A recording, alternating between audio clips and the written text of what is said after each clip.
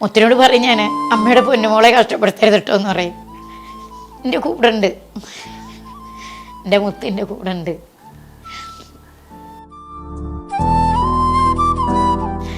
എൻ്റെ അടുത്തുണ്ട്. എൻ്റെ സർവസ്വം അതായിരുന്നു.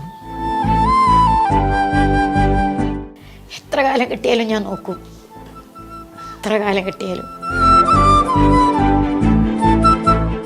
നോക്കാൻ നിൽക്കുന്നവരാണെങ്കിലും സ്വന്തം മക്കൾക്കാണെങ്കിലും അപ്പം ഞാൻ പറഞ്ഞു, എൻ്റെ അമ്മ ഒരിക്കലും തീട്ടത്തിലും മൂത്രത്തിലോട്ട് കഷ്ടപ്പെടുത്തരുത്. എനിക്ക് ആ ജഡം വന്ന് കാണാനുള്ള ഇട വരരുത്. എൻ്റെ തൊഴിൽ അങ്ങനത്തെയാണ് ഭഗവാനെ. കൃഷ്ണ, നീ അതെനിക്ക് ഇട വരുത്തരുത്. കറക്റ്റ് എൻ്റെ അടുത്ത് കിടന്നിട്ട്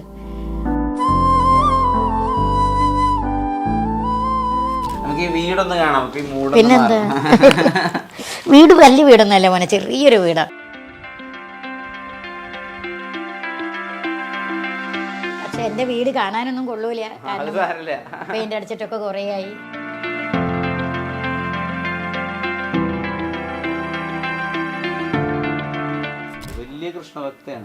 കൃഷ്ണൻ്റെ ആളാണ്. 3-4 പേരെ ഞാൻ കൊണ്ടു കിടക്കും, ബാക്കിയൊക്കെ ഇവിടെ തന്നെ ഉണ്ടാവും.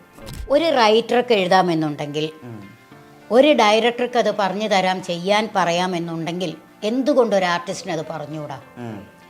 റൈറ്ററും ഡയറക്ടറും കഴിഞ്ഞിട്ടല്ലേ ഒരു ആർട്ടിസ്റ്റ് ഉള്ളൂ, അല്ലേ? അപ്പോൾ റൈറ്റർ എഴുതി വെച്ചു, ഡയറക്ടർ ഈ സീൻ ചെയ്യാൻ പറഞ്ഞു, ഞാൻ ചെയ്തു. എനിക്ക് ഞാൻ ഒറ്റ കാര്യം ഞാൻ പറയാറുള്ളൂ. അതിൻ്റെ ചില പിള്ളേർ പറയും 2 കാര്യം നിർബന്ധമാക്കി സിനിമയ്ക്ക് വിളിച്ചാൽ അറിയാലോ, അത് 2 നിർബന്ധം. വേറെ എനിക്ക് ഡയലോഗ് പറയണേനോ വേറൊന്നിനോ ഒരു പ്രശ്നവും. തുണിയും വേണം, മണിയും വേണം. അത് തന്നെ, തുണിയും വേണം, മണിയും വേണം. നമസ്കാരം. ഒരാൾ കോഴിക്കോട് ജനിച്ചിട്ട് കുളപ്പള്ളി എന്നുള്ള സ്ഥലത്തിനെ തന്നെ വളരെയധികം ഫേമസ് ആക്കിയിട്ട് ഇപ്പോൾ ചെന്നൈയിൽ ജോലി ചെയ്തുകൊണ്ടിരിക്കുന്ന ഒരാളുടെ വീട്ടിലേക്കാണ് വന്നിട്ടുള്ളത്. മലയാളത്തിലെ ഏറ്റവും പ്രധാനപ്പെട്ടിട്ടുള്ള സ്വഭാവ നടിമാരിൽ ഒരാൾ കുളപ്പള്ളി ലീല. കുളപ്പള്ളി ലീലയുടെ ഒരു ഹോം ടൂറാണ് നമ്മൾ ഉദ്ദേശിക്കുന്നത്. അപ്പോൾ വീട്ടിലേക്ക് കയറി വരുമ്പോൾ തന്നെ ചേച്ചിയുടെ വീട്ടിൽ ഇപ്പോൾ നമ്മളെ സ്വാഗതം ചെയ്യാൻ വേണ്ടിയിട്ട് 2 പേരുണ്ട് ഈ വീട്ടിലെ കാവൽക്കാർ. ഇത് ചിഞ്ചു വളരെ സഹൃദയനാണ്, നമ്മളോട് ചിരിച്ച മുഖമായിട്ടാണ് ഈ വീട്ടിലേക്ക് വെൽക്കം ചെയ്യുന്നത്. മറ്റേത് ഡെല്ലയാണ്. ഡെല്ല ഈ വീട്ടിലത്തെ ഏറ്റവും പുതിയ ഒരു അതിഥിയാണ്. ഇവർ 2 പേരാണ് കുളപ്പള്ളി ലീലയുടെ വീട്ടിലേക്ക് നമ്മളെ സ്വാഗതം ചെയ്യാൻ വേണ്ടിയിട്ട് നമ്മുടെ ഒപ്പം നിൽക്കുന്ന ആൾക്കാർ. അപ്പോൾ നമുക്ക് വീട്ടിലേക്ക് കയറാം.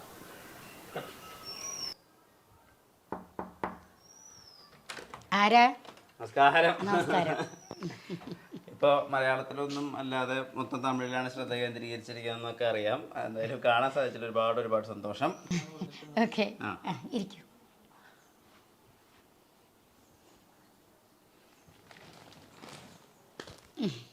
ചേച്ചീനിപ്പോൾ മലയാളത്തിൽ കാണാനില്ല, മൊത്തം തമിഴിലാണ്. മൊത്തം തമിഴിലേക്ക് ശ്രദ്ധ കേന്ദ്രീകരിക്കാന്ന് വെച്ചാൽ മലയാളത്തിൽ കാണാനില്ല എന്ന് പറയുന്നത് ശരിയാണ്. കാരണം അവർ വിളിച്ചാലല്ലേ നമുക്ക് പോകാൻ പറ്റുള്ളൂ. മലയാളത്തിൽ ഇപ്പോൾ ഞാൻ പണ്ട് ഒരുപാട് ഇൻ്റർവ്യൂവിൽ പറഞ്ഞതാണ്, 4 ആൺകുട്ടികളും 4 പെൺകുട്ടികളും, അതായത് ഒരു 18 വയസ്സിൻ്റെ മേലെ, ഒരു 25 വയസ്സിൻ്റെ താഴെ, 4 ആൺപിള്ളേരും 4 പെൺപിള്ളേരും, പുതിയ പിള്ളേർ, പുളിയുറുമ്പ് കടിച്ചൊരു 4 തട്ടിക്കൊടയിലും സിനിമയായി.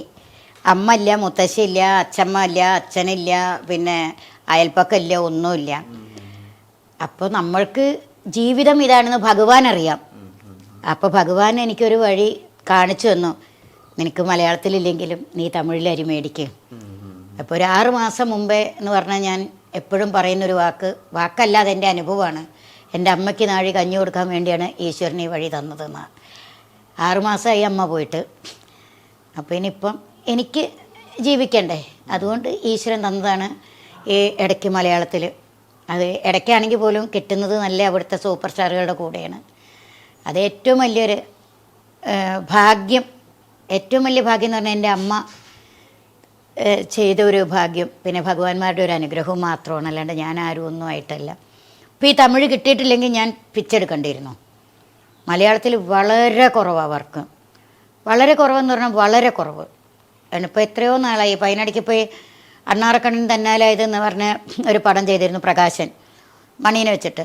അപ്പോൾ അവൻ്റെ ഫസ്റ്റ് പടം വരുന്നത് അത് തൊട്ടേ ഞാനുണ്ട്. അവൻ 5 പടം ചെയ്ത 5 പടത്തിലും ഞാനുണ്ട്. അങ്ങനെയുള്ള ആൾക്കാർ വല്ല പടവും ചെയ്യണം. ഇവിടെ തൊട്ടടുത്ത് ഈ വരാപ്പുഴ, ഈ ഷൊർണൂർ, പറവൂർ, അല്ല ഷൊർണൂർ എന്ന് പറഞ്ഞാൽ പറവൂർ, ഇവിടെ അടുത്തൊക്കെ ഒക്കെ ഉണ്ടായിട്ട് സിനിമയുണ്ട്, സീരിയലുണ്ട്, ഒരു മനുഷ്യന്മാരും വരുന്നില്ല. നമ്മൾ ഇനിയിപ്പോൾ അഥവാ നമ്മളെ വിളിച്ചാൽ അവർ പറയുന്ന പേയ്മെൻറ്റ് എനിക്ക് പറയാൻ പറ്റില്ല. ഇന്നലെ വന്നവർക്ക് അവർക്ക് ഇഷ്ടം പോലെ അവർ പറയുന്ന പേയ്മെൻറ്റ് കൊടുക്കും.